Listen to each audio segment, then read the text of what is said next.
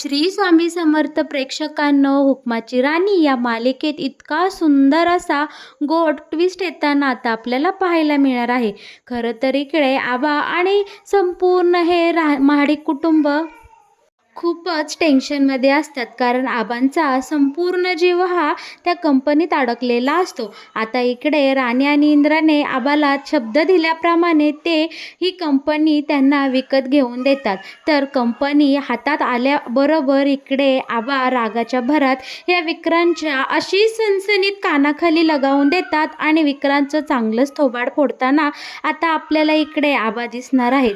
तोच कंपनी वाचवून सगळ्या कामगारांच्या खाण्याचा प्रश्न इकडे आता राणी इंद्राने सोडवलेला असतो. त्यांच्या संसारात जो काही विघ्न आलेलं असतं ते आता इकडे राणी इंद्रामुळे सुटलेलं असतं. त्यामुळं सगळे कामगार शिवाय घरातले सगळेजण मिळून इकडे राणी इंद्राला उचलून घेतात आणि या दोघांचा चांगला जय जय करताना आता आपल्याला इकडे पाहायला मिळणार आहे. पण हे सगळं कशा प्रकारे मालिकेमध्ये घडणार आहे हे जर तुम्हाला जाणून घ्यायचं असेल तर तुम्ही आपला हा व्हिडिओ अगदी शेवटपर्यंत पहा, म्हणजे तुमच्या सगळं काही इकडे लक्षामध्ये येईल. बरं का प्रेक्षकांनो, आता सगळे इकडे महाडिकांच्या बंगल्याच्या बाहेर जमलेले असतात. राणी, आबा, इंद्रा, मालती सगळेजण असतात. आणि आता गोट्याकडनं या सगळ्यांना कळलेलं असतं की विक्रांत हा कंपनीचा लिलाव करणार आहे आणि विक्रांत कंपनी विकून टाकणार आहे. त्यामुळे इकडे या सगळ्या गोष्टींचं आबाला खूपच टेन्शन आलेलं असतं. आबा अगदी काहीही बोलू लागलेले असतात, म्हणजे ही कंपनी माझा जीव आहे, मी खूप कष्टाने उभी केली आहे. आपल्या या कंपनीवर अनेकांचे संसार मोठे झाले आणि अनेकांच्या घरात खाण्यासाठी संध्याकाळच्या वेळी चुली पेटतात. हे सगळं या कंपनीमुळं घडलं आहे. हे कंपनी म्हणजे नुसती कंपनी नसून ते माझं दुसरं घर आहे आणि ती कंपनी वाचवण्यासाठी मला माझं हे घर विकावं लागलं तरी चालेल. आपण आपला हा बंगला विकू आणि कंपनी विकत घेऊ, पण मला काही सांगू नका, मला माझी कंपनी हवी आहे. आता आबा इकडे खूपच रडकुंडीला आलेले असतात आणि त्यांच्या भावना अगदी त्यांच्या अश्रूंमधून आपल्यापर्यंत नीट पोचतात. बरं का, इकडे आता मालती बोलत असते, अहो तुम्ही असं काय बोलताय, आता कुठं आपण आपल्या बंगल्यामध्ये राहायला आलोय आणि तुम्ही काय इकडे निर्वाणीची भाषा करता, बंगला विकायची भाषा करता, मला हे अजिबात पटत नाही. आता इकडे इंद्राही बोलतो, आबा आई एकदम बरोबर बोलत आहे, मलाही बंगला विकायचं हे काही पटत नाही. पण आबा बोलत असतात, ह्या बंगल्यापेक्षाही महत्त्वाचं आपल्याला कंपनी आहे, कारण आपल्या डोक्यावरचं छप्पर गेलं तरी चालन, पण आपल्या आपल्या कामगारांच्या घरातल्या चुली कधीही बंद पडता कामा नये, त्यांच्या मुलांच्या डोक्यावर कायम छप्पर राहिलं पाहिजे. आता राणी इकडे आबांची समजूत घालते आणि बोलते, आबा तुम्ही जे काही बोलताय ते अगदीच मला पटत आहे, परंतु आपला हा बंगला विकणं हा काही मला योग्य ऑप्शन वाटत नाही. आपण आपला बंगला आणि आपली कंपनी कशा प्रकारे आणि कोणत्या मार्गाने वाचवता येईल हा विचार नक्कीच करूया. लीगली तर हे विक्रांत सरच त्या कंपनीचे, त्या फॅक्टरीचे मालक आहेत, ओनर आहेत. आपण ते तर काही करू शकत नाही, पण दुसरा एखादा मार्ग नक्की शोधू शकतो. तेव्हा आता मालती ही खूप अशी वाईट तिला वाटत असतं, पण ती सुद्धा आपल्या नवऱ्याची समजूत काढण्यासाठी, म्हणजे आबासाहेबांची समजूत काढण्यासाठी पुढं आलेली असते आणि ती सुद्धा 4 शब्द आबासाहेबांना समजून सांगतात. पण आबासाहेबांचं मन फारच दुखावलेलं असतं. ते सारखेच कंपनीच्या ह्या सगळ्या कामगारांकडं पाहत असतात आणि ढसाढसा रडताना आपल्याला दिसतात. परंतु आता ह्या सगळ्या परिस्थितीमध्ये राणी आणि इंद्रा खूप धीराने काम घेतात. दोघेही या सगळ्यांना म्हणतात, तुम्ही घरामध्ये जा, आम्ही आलोच. आता ही सगळेजण, राणीचा गृहप्रवेश तर आता इथेच थांबलेला असतो आणि ही पुन्हा सगळेजण या बंगल्यासमोरच्या घरामध्ये गेलेले असतात आणि तिथे खूप यांची चर्चा चालू असते की घर कशा प्रकारे वाचवायचं आणि आपण नक्की काय करायचं. आता इकडे राणी आणि इंद्रा एकमेकांसोबत बोलत असतात. ते बोलतात की ह्या विक्रांतला, म्हणजे विक्रांत सरांना दुसरं काही काम नाही का, त्यांना सारखंच का बरं आपल्याला दुखवायचं असतं आणि आपल्या भावनांशी खेळायचं असतं. आता ही कंपनी विकायची खरंच काही गरज आहे का आत्ता, पण हे मुद्दामून करतात. इकडे आता इंद्रा बोलतो, राणी तुझं अगदी बरोबर आहे, या विक्रांतला फक्त आपल्याला त्रास द्यायचा आहे म्हणून तो असं वागत आहे, पण आपण ही कंपनी स्वतः कशा प्रकारे विकत घेता येईल ह्याचा नक्कीच विचार करूयात. आता इकडे दोघं ठरवतात की आपण मुंबईला जाऊयात. तिथं काही इंद्राचे फ्रेंड्स असतात, त्यांना भेटण्यासाठी आता राणी आणि इंद्रा मुंबईला निघणार असतात. आता इकडे ही दोघेजणही आबा आणि सगळ्या घरच्यांजवळ येतात आणि त्यांना त्यांचा निर्णय सांगतात की ते आता मुंबईला जाणार आहे. आपली कंपनी वाचवण्यासाठी काही प्रयत्न हालचाली करायच्या आहेत, म्हणून असं सांगून आता राणी आणि इंद्रा मुंबईला निघतात. बरं का. आणि आता इथे हा गोट्या असतो ना, तो सगळं काही ऐकत असतो आणि तो आता जाऊन सगळ्या कामगारांना भेटतो. इकडे कामगारांमध्ये सुद्धा चर्चा चालू असते की विक्रांत सर खूपच नालायक निघाले आणि त्यांनी असा निर्णय घ्यायला नको होतात. आता कंपनी जर विकली गेली तर आपण कुठे काम करायचं आणि आपल्या घरच्यांचं पोट कसं भरायचं. इकडे कामगारांसमोर खूप मोठा प्रश्न उभा राहिलेला असतो. तितक्यात गोट्या तिथं येतो आणि सगळे कामगार विचारतात की काय झालं रे, तिकडं काय म्हणत आहेत आबासाहेब. तेव्हा सगळी तिथली परिस्थिती हा कामगारांना सांगतो आणि सांगतो की आबासाहेबांना खूप टेन्शन आलं आहे आणि त्यांच्या मनावर तो खूप परिणाम झाला आहे. ही कंपनी त्यांनी त्यांचं रक्ताचं पाणी करून उभी केली आहे आणि त्यांच्या कष्टाच्या घामातून ही कंपनी उभी राहिली आहे आणि विक्रांत सर खुशाली कंपनी विकाय निघाली आहेत. या गोष्टीचा आपल्या आबांना खूप त्रास होत आहे. त्यांना खूप वाईट वाटत आहे की कंपनी जर बंद पडली तर ते आपले संसार कसे पुढे सरकतील, आपल्या खाण्यापिण्याची काय व्यवस्था होईल. या गोष्टीसाठी आबासाहेब आता चक्क त्यांचा बंगला विकायला निघाले आहेत. आणि इकडे आबासाहेबांना या सगळ्या कामगारांविषयी इतकी तळमळ वाटते. हे ऐकून कामगार देखील आता इथे म्हणतात की आपणही आपल्या आबासाहेबांना साथ दिली पाहिजे. विक्रांत सरांच्या विरोधात आपल्याला इकडे मोर्चा उचलावा लागला किंवा काहीही पावलं उचलावी लागली तरी आपण उचलूया. आपण राणी आणि इंद्रजित सरांना नक्कीच साथ देऊयात. इकडे आता कामगारांचा निश्चय पक्का झालेला असतो आणि त्यांच्यात ही जी काही चर्चा चालू असते, म्हणजे आता हा गोट्या सांगत असतो की आपली राणी आणि आपले इंद्रजित सर आता मुंबईला जाणार आहेत. आपल्याला काही मदत मिळते का नाही हे पाहण्यासाठी. आता इथे गजा नेमका आलेला असतो आणि गजा ह्या सगळ्या गोष्टी चोरून ऐकत असतो. लगेच लगोलग गजा आता इकडे विक्रांतला फोन करून सांगतो, हॅलो विक्रांत सर, तुम्हाला एक बातमी द्यायची आहे. तेव्हा ते इकडे विक्रांत बोलतो, बोल गजा, काय बातमी आहे. तेव्हा गजा सांगतो की राणी आणि हा इंद्रजित सर दोघेजणही मुंबईला जाणार आहे. तेव्हा आता इकडे हा विक्रांत बोलतो, हो जातील ना, कुठेतरी भीक मागायला चालले असतील, कुणाकडे तरी भीक मागतील, पण त्यांच्या प्रयत्नांना काहीही यश येणार नाही. त्यांना मुंबईला कोणीही उभं करणार नाही. आता इकडे गजा सांगतो, हो ते मला काही माहीत नाही, पण ही गरम गरम बातमी माझ्या कानावर आली म्हणून म्हणलं लगेच तुमच्यापर्यंत पोचवावी.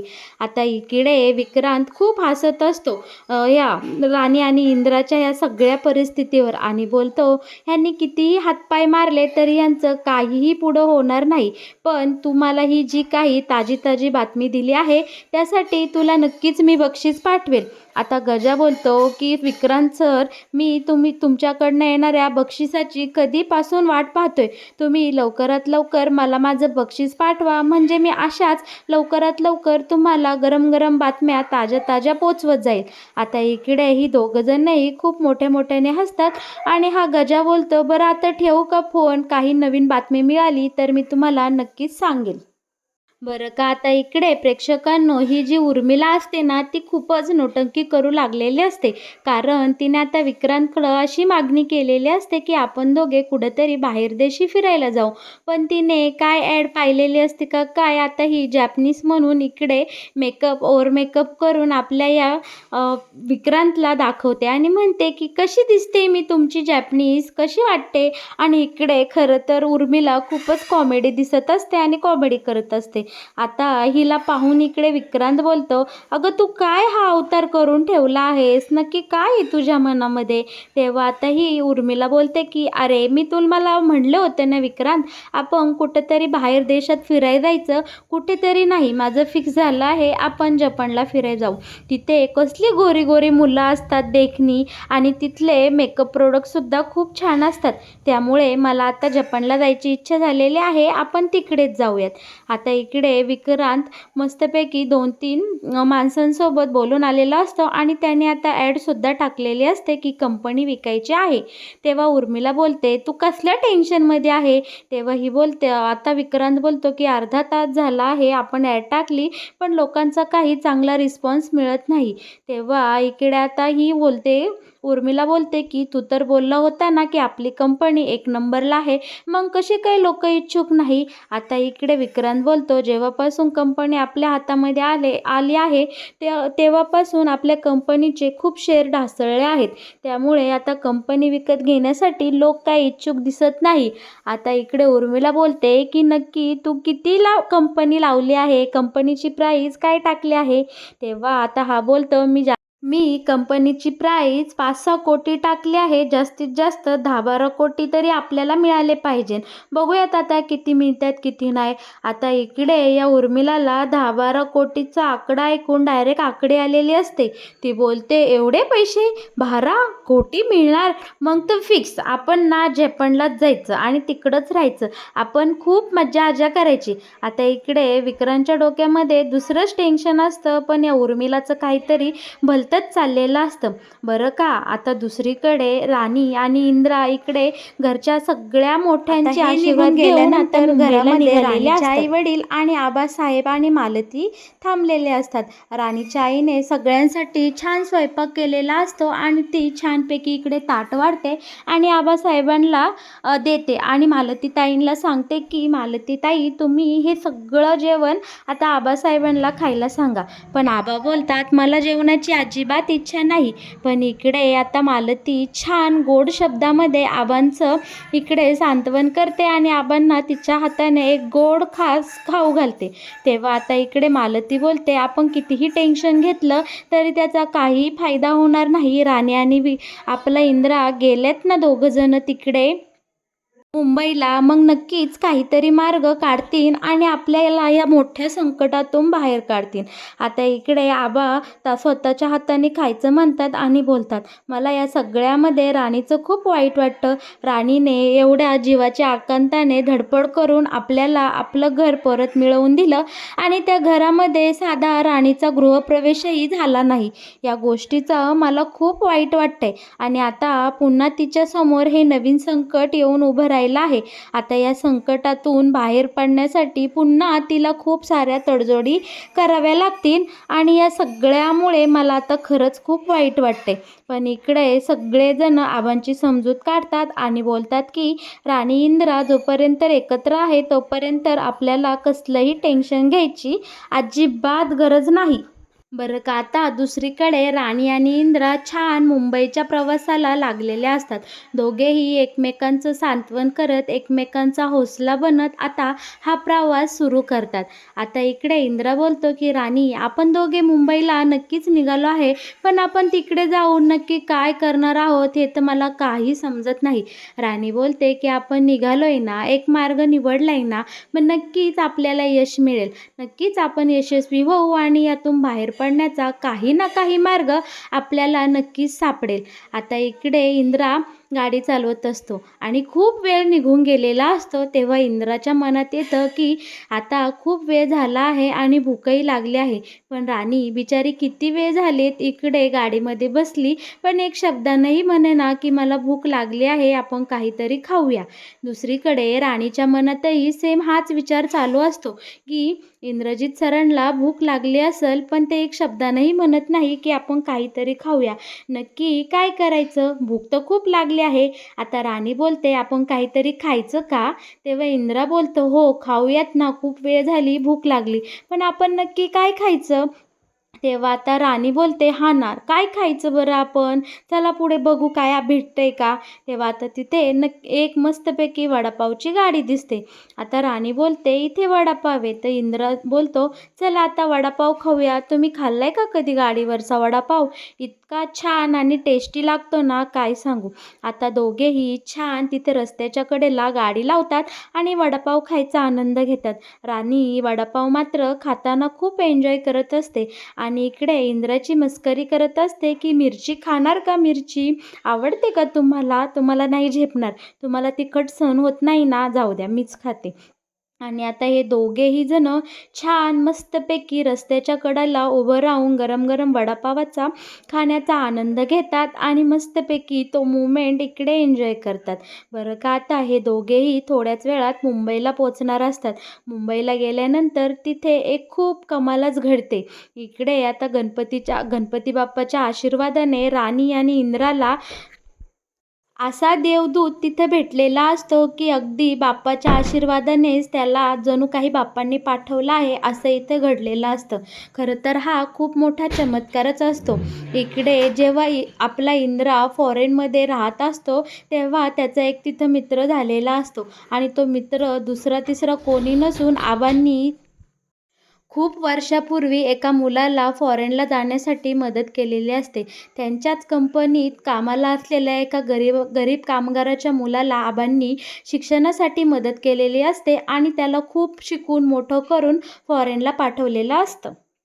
आणि तो मुलगा आता खूप मोठा साहेब झालेला असतो आणि तो 1-2 कंपनीचा मालकसुद्धा असतो. आणि तो आता इथे जाता जाता इंद्रजितला पाहतो आणि ओळखतो. इंद्रजितला आवाज देतो आणि त्याची ओळख सांगतो. बोलतो, "ओळखलत का इंद्रजित मला?"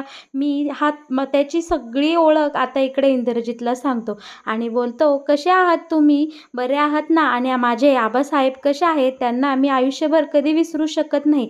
तेव्हा आता इकडे इंद्रा जे काही त्यांच्यासोबत घडलं तो सगळा प्रकार आता या सरांना सांगतो आणि बोलतो की आबासाहेब खूप टेन्शनमध्ये आहे.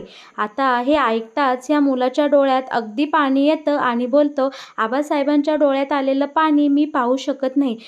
कंपनी वाचवण्यासाठी नक्की तुम्हाला किती पैशाची गरज आहे हे फक्त तुम्ही मला सांगा."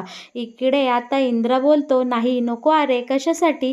पण इकडे आता तो मुलगा खूपच आग्रह करतो आणि इंद्राला बोलतो की "मी माझ्या आबासाहेबांसाठी हे सगळं करत आहे. प्लीज तुम्ही मला सांगा." तेव्हा आता राणी डायरेक्ट पुढं होते आणि बोलते की "हो, मी सांगते तुम्हाला." आणि राणी आता जी काही ॲड इकडे विक्रांतली टाकलेली असते ती त्या मुलाला दाखवते आणि तो मुलगा इकडे तेवढे अमाऊंट द्यायला राणीला आणि इंद्राला तयार होतो. आता ही दोघेही जण तडक इकडे त्यांच्या गावी आलेली असतात आणि तिथे आता इकडे मोठ्या प्रमाणात छानपैकी कंपनीचा लिलाव चालू असतो. आबा आणि बाकीचे सगळे लिलावाच्या ठिकाणी आलेले असतात. शेवटचं जी काही अमाऊंट इकडे चालू असते तेव्हा आता राणी मोठ्याने अमाऊंट डिक्लेअर करते. आणि राणीनी जी बोली आता इकडे या लिलावामध्ये लावलेली असते त्या बोलीच्या पुढे एकही आलेला बिझनेसमॅन आता पैसे लावत नाही आणि अखेरीस कायदेशीररित्या राणीने हा लिलाव जिंकलेला असतो आणि कंपनी आता इंद्रजित आणि आबांच्या ताब्यात दिलेली असते. बरं का आता हे सगळं घडून गेल्यानंतर आबा या विक्रांतसमोर जातात आणि त्याच्या सणसणीत कानाखाली लगावून देतात. बोलतात की "तुला आम्ही इतकी वर्ष माझ्याजवळ पाळलं आणि मी जे कष्टाने कंपनी उभी केली, इतक्या साऱ्या कामगारांचे तळतळाट घेऊन आज तू काय करायला निघाला होतास हे मला चांगलंच कळून चुकलं आहे.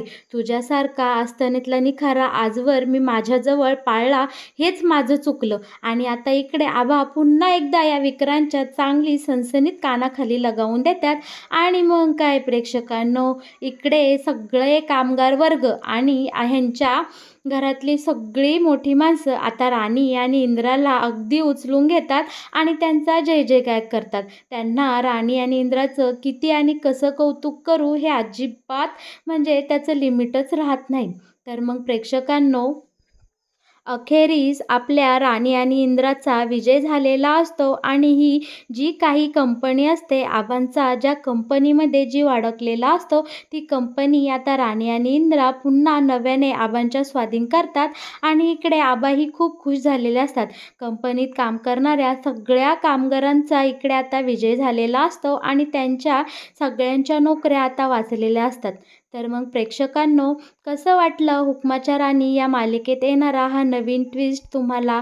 मालिकेत येणारं नवीन वळण तुम्हाला पाहायला आवडेल का?